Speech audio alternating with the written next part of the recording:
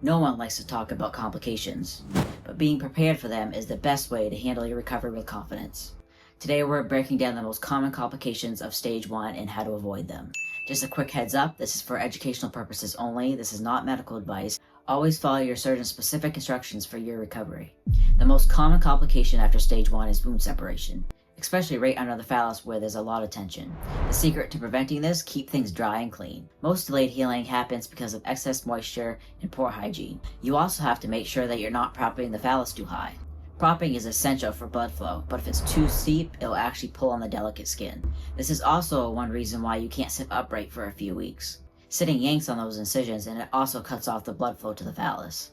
Managing all these tiny details is a full-time job. To make it easier, I've put together a free Phallo Prep Pack. It includes a master supply list for all 3 stages of phalloplasty, pro tips and logistics, and a mindset and strategy section. The link is in the description below. Then there's infections. One of the biggest things that you can do is wash your hands before you touch any incisions, and also follow your surgeon's sanitary protocols when you do wound care. There are also minor things that can feel scary, but they're usually manageable. You might have what we call splitting sutures, which is the body engulfs sutures weeks later after it's healed, and it might look like wound separation, but it usually isn't. Or you might deal with hypergranulation tissue, which is just your body making extra tissue when you heal.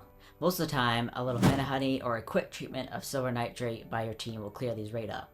Navigating the what-ifs is exactly why I'm building Deepwater, the Phalloplasty recovery system.